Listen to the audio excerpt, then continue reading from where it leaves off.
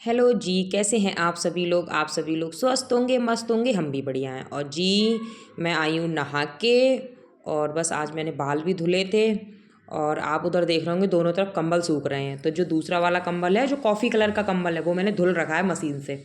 और ये इधर साइड जो रेड वाला है, इसमें ऐसे ही धूप लगा रहे हैं क्योंकि कंबल ना अब रजाई ओढ़ने लगे। अभी कंबल की इतनी ज़रूरत है नहीं।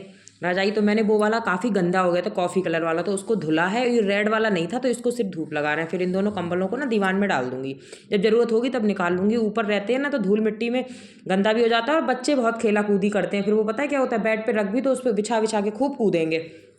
तो इस वजह से फिर मैं वही कर रही हूँ, मतलब मैंने कहा रख देती हूँ इसको। और बच्चे मेरे स्कूल चले गए थे और मैंने बाल वाल धुले थे। और सर्दियों में बाल धुलना सबसे बड़ी एक मतलब बहुत बड़ी बात है सच में। गर्मियों में ऐसा लगता है कि डेली बाल धुलो, और सर्दियों में ऐसा लगता है बाल धुलना ही ना पड़े। बहुत ज़्यादा ठंडा हो गया मौसम, यहाँ हो भी बहुत ज़्यादा चिल्ड गया है। मतलब ऐसा हो गया है जनवरी वाला मौसम, जो मतलब अपने यूपी प्लेन्स में जनवरी में मौसम होता है, वो यहाँ पे अब है इस समय। इतनी ज़्यादा हाथ गल रहे हैं, मतलब मैं क्या ही बताऊँ, बहुत ज़्यादा ही ठंडा हो रहा है मौसम। और इस समय सबसे ज़्यादा डर लगता है मुझे बच्चों का, जबकि बच्चे मेरे बड़े बड़े हो गए, लेकिन जो मेरा छोटा वाला बेटा है ना, उसको पता नहीं क्या है, बार बार हाथ धुलेगा, बार बार पानी के पास जाएगा। और ना फिर क्या करता है, वो कपड़े गीले कर लेता है आगे ना, जो भी कपड़े पहने होते हैं उसने आस्तीनों पे गीले कर लेते हैं। और इस समय ऐसा तो है नहीं कि एक कपड़ा पहनाया जाता है, चार चार पाँच पाँच कपड़े पहनाए जाते हैं। तो वही है। और आप ये ना साइंस ही आ रही है, धूप का रिफ्लेक्शन आ रहा है। अभी ना हमारे पीछे वाली बालकोनी में धूप आती है सुबह के टाइम। और जैसे मैंने बताया पहले भी कई बार मैं बता चुकी हूँ कि पीछे वाली बालकोनी पे धूप सुबह के टाइम काफ़ी आती है। तो जो भी नहा के आता है, ये आए मैं आऊँ, बच्चे घर पे हों, तो मैं इधर ही साइड बालकोनी में आती हूँ, पीछे साइड। और जो आगे वाली बालकोनी फ्रंट वाली, तो उसमें आती है 12 बजे के बाद धूप, मतलब 12 साढ़े 12 के बाद काफ़ी अच्छी धूप उधर भी आ जाती है। लेकिन सबसे ज़्यादा ज़रूरत होती है धूप की सुबह, नहाओ, मतलब नहाओ क्या हो, बच्चों को नहलाओ, तब ऐसे मन करता है कि मतलब धूप में थोड़ी देर बैठ जाओ। वरना ना पहले मैं कभी धूप में नहीं बैठती थी, मुझे धूप में बैठना अच्छा ही नहीं लगता था। मतलब मैं ना अंदर ही अंदर रहती थी। जैसे शादी से पहले मेरी मम्मी धूप में ऊपर कपड़े वगैरह सुखाने जाती थी, मुझे बुलाती थी, मैं नहीं बैठती थी, मुझे बहुत अजीब सा लगता था। लेकिन अब ऐसा लगता है नहा के आओ तो सबसे पहले धूप होनी चाहिए। उसके बाद फिर मैं बनाने लगी थी पनीर का पराठा। हाँ जी, आज मैंने पनीर के पराठे बनाए थे। बच्चों को टिफ़िन में भी दिए थे और ये भी नाश्ता कर गए थे। और मैं अपने लिए भी पनीर का पराठा बना रही थी। मैंने कहा बना लेती हूँ।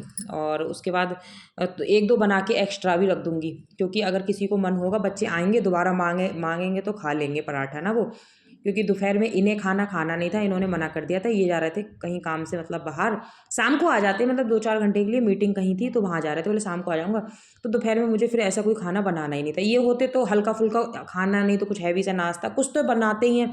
तो मैंने कहा पनीर के पराठे ही एक्स्ट्रा 2-4 बना के रख देती हूँ, बच्चे आएंगे तो वो भी सॉस वगैरह या किसी दूध वगैरह से खा लेंगे।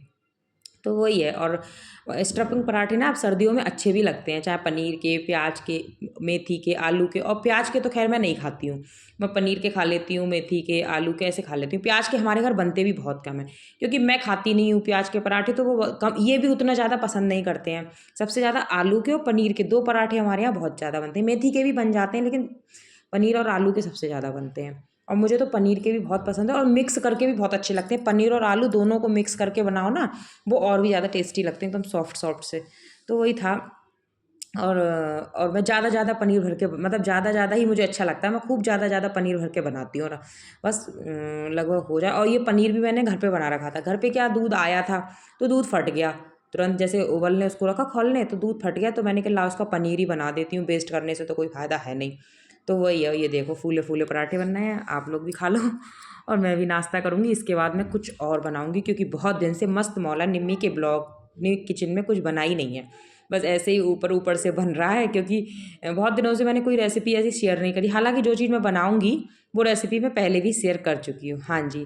अच्छा, ये क्यों बनाऊंगी, इसका भी एक कारण है। मेरी एनिवर्सरी आ रही है, मतलब हमारी एनिवर्सरी आ रही है नवंबर, तो उस खुशी में मैं मिठाई बनाऊंगी मतलब 1-2 दिन पहले ही। यानी कि ये कल का वीडियो है, कल क्या था, फ्राइडे। हाँ जी, आज सैटरडे है ना, तो ये कल का फ्राइडे का वीडियो तो मैंने कल ही बना दिए थे गुलाब जामुन, क्योंकि हमारी एनिवर्सरी है कल संडे को। हाँ जी, तो गुलाब जामुन मैंने 1-2 दिन पहले ही बना देंगे, क्योंकि इतने तो बनते ही हैं, ऐसा तो है नहीं कि 2 दिन में ही ख़त्म हो जाएंगे।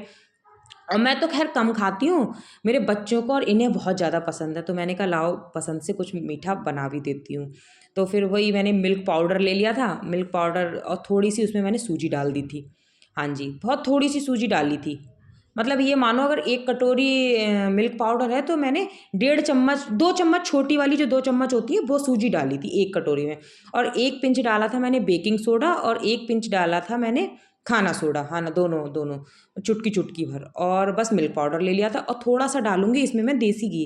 हालाँकि मुझे ऐसे याद आ रहा है कि मैं पहले भी इसकी रेसिपी शेयर कर चुकी हूँ।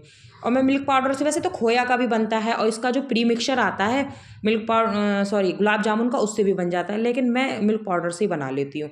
अब मैं क्या करूँगी, देसी घी डाल के दूध से ना इसकी मल्ली करूँगी अच्छे से, मतलब मतलब थोड़ी-सी मल्ली करूँगी और एकदम सॉफ्ट हो ही जाएगा ये, क्योंकि ना मिल्क पाउडर एकदम से चिपकने लगता है हाथों पे, तो इसलिए दूध में बहुत थोड़ा-थोड़ा करके डाल रही थी। अगर एकदम डाल दूँगी ना तो एकदम बहुत रसीला हो जाएगा, फिर मतलब उसका जो बाइंडिंग होगी वो हो नहीं पाएगी। तो मैं थोड़ा-थोड़ा ही करके डाल रही हूँ, ताकि हाथों में भी ना चिपके, और जैसे-जैसे इसकी ज़रूरत हो उस तरीके से मैं मतलब करती रहूँ। और एकदम से हाथों में चिपकता है तो मैं चम्मच से हटा भी रही थी, और सारी चीज़ें पास में रख लेती हूँ तब मैं स्टार्ट करती हूँ, वरना क्या होता है ना, कुछ भी बनाने चलो तो एक एक करके चीज़ें याद आती हैं, अच्छा ये भी करना है, ये भी करना है। तो उस तरीके से ही था। तो मैंने ये अच्छे से एक इसका डोसा बना दिया आटे की तरह। अब इसको मैं ढक दूंगी, मतलब ढक दूंगी, लगभग 10 मिनट के लिए ढक के रख दूंगी। इधर मैंने बनने रख दी चाशनी इंडक्शन पे। तो ये चीनी थी, ये चीनी डाल दी। और चाशनी तो मुझे लग रहा है ज़्यादातर लोग बना ही लेते होंगे चाशनी में, क्योंकि चाशनी का ये भी है कि जैसे जो कतली वाली चाशनी बनती है वो तार की बनती है, ये तो बस ऐसा होता है कि चीनी मेल्ट हो जाए और हल्का सा गाढ़ापन आ जाए चाशनी। ऐसा नहीं कि हमें इसकी कोई तार तूर की चाशनी बनानी है, मतलब तार 2-3 तार की, ऐसा तो कुछ नहीं है। तो इसमें मैंने चीनी दे दी थी, पानी दे दिया, और सफ़ेद इलायची डाल दी थी 3-4, और डाल दिए थे 2-3 केसर के धागे। जी हाँ, मेरे पास केसर के धागे थे तो वो डाल दिए थे। और अगर चाशनी का भी मैं आपको मेजरमेंट बताऊँ तो 2 गिलास मैंने पानी लिया था और उसमें पौना गिलास मैंने चीनी ली थी। हाँ जी, इतना मैंने, मतलब इसका मेजरमेंट ये है। और इधर मैंने रख दिया था रिफाइंड गर्म होने। वैसे तो हमारे घर में रिफाइंड खाया नहीं जाता है, लेकिन तेल में ये तलेंगे तो अच्छे लगेंगे नहीं, और देसी घी में तलेंगे तो इस समय ठंड इतना है कि वो ऊपर से लेयर जम जाएगी। तो इस वजह से रिफाइंड मंगाया था मैंने स्पेशली इनके लिए, वरना हम रिफाइंड यूज़ नहीं करते हैं, क्योंकि ऐसा कहते हैं रिफाइंड सेहत के लिए अच्छा नहीं होता है। हमारे यहाँ सरसों का तेल या देसी घी ही यूज होता है, बाकी हम और कोई चीज़ यूज़ नहीं करते हैं।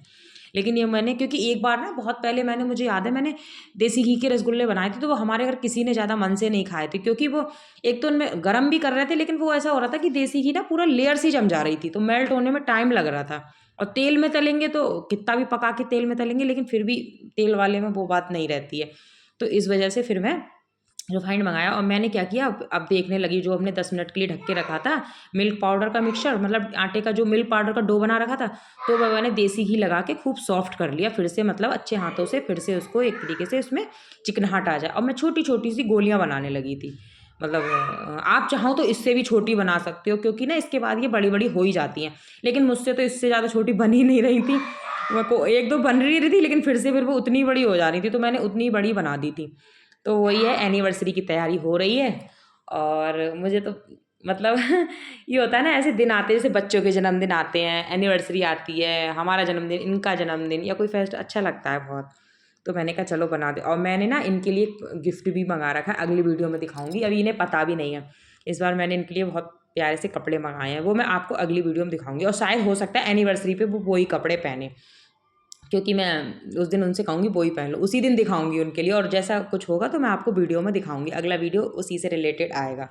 हाँ जी, तो वही है। तो इस तरीके से अपना और इधर चाशनी भी लगभग मेरी बन के तैयार हो गई थी, इधर तेल भी गर्म होने का मैं इंतजार कर रही थी। उसके बाद ना एक एक करके मैं इसमें डाल दूंगी। लेकिन क्या होता है ना, इसका सबसे ज़्यादा जो कठिन मुझे चीज़ लगती है वो तलना ही लगती है, क्योंकि अगर एकदम से डालो तो एकदम से वो काले हो जाते हैं अंदर से, कहने का मतलब सिकते नहीं है। तो मैं क्या कर रही थी, पहले मैंने तेल को खूब बढ़िया से गर्म किया, खूब गर्म, उसके बाद फिर गैस को मैंने बंद कर दिया। बंद करने के बाद तेल को हल्का सा नॉर्मल होने दिया, मतलब ठंडा नहीं, हल्का गर्म से नॉर्मल बीच का। उसके बाद फिर से गैस जलाई, फिर बिल्कुल स्लो आंच कर दी। उसके बाद मैंने एक एक करके डाले तो ये सही से गले, और शुरुआत में उतने में भी एक दो काले हो गए थे, उसके बाद फिर बहुत अच्छे से सारे तले गए। हाँ, उसी तरह, और एक भी ना फूटा, और ना ही एक में भी ऐसा कभी कि अंदर से गांठें पड़ गई हों या रस नहीं भरा हो, तो ऐसा कुछ नहीं था, एकदम बिल्कुल परफेक्ट बने थे। तो उसी तरीके से मैंने सारे रसगुल्ले अपने बना दिए थे, और बिल्कुल स्लो आंच में ही मैंने इनको सेका था। तो ये कह भी रहे थे कि मतलब बिल्कुल भी ऐसा नहीं लग रहा है कि घर के बने हुए हैं, और ना ये लग रहा है कि किसी तरीके से रस नहीं भरा है या गांठें पड़ गई हैं, कुछ भी मतलब उसमें ऐसा नहीं लग रहा था, एकदम परफेक्ट बने थे। मतलब जैसे बनने चाहिए, गुलाब जामुन का जैसा टेस्ट आना चाहिए उसी तरीके से ही उसका टेस्ट है। और मैंने ना अभी तक कल बना लिया और आज का दिन है। गुलाब जामुन एक ही खाया होगा क्योंकि मुझे पसंद नहीं, वो भी इन्होंने मतलब इन्होंने पता नहीं उत्कर्ष ने खिलाया कि मम्मी आपने बनाया, कम से कम टेस्ट तो कर लो कैसे बनी है। मुझे मीठा कम ही पसंद आता है, तो वही है, मुझे मीठे में तो एक ही दो चीज़ें पसंद है, काजू की बर्फ़ी वो तो मेरी ऑल टाइम फेवरेट है। एक तो वो हल्की मीठी होती है ना, इसलिए वो अच्छी लगती है। तो वही है, तो कभी कभी काजू के लिए ले आते हैं। हालांकि मैं ना उसको भी घर पे बनाने की सोच रही हूँ कि किसी दिन मैं काजू की बर्फ़ी एक बार घर पे ट्राई करूँगी। अगर पहली बार में बन जाएगी तो वीडियो में भी शेयर करूँगी, नहीं बनेगी तो नहीं करूँगी, क्योंकि मैंने कभी बनाई नहीं है। हालांकि है तो वो ईज़ी, देखने में तो ईज़ी लगती है, लेकिन अब वही है ना, जब तक खुद से ना बनाओ तब तक चीज़ों का आइडिया नहीं होता है। तो वही है, उसी तरीके से ही। तो चलो ठीक, देखते हैं। अभी तो मौसम इतना ठंडा हो रहा कि ज़्यादा कुछ करने का मन ही नहीं करता है तो आंटी भी ना, बर्तन धुलने वाली आंटी सिर्फ एक ही टाइम आती हैं। अब एक टाइम आने के बाद ऐसा तो है नहीं कि आंटी एक बार धुल गई उसके बाद बर्तन धुले नहीं जाएंगे या गुजारा हो जाएगा, क्योंकि फिर दोबारा ऐसा नहीं, मुझे भी बहुत धुलने पड़ जाते हैं।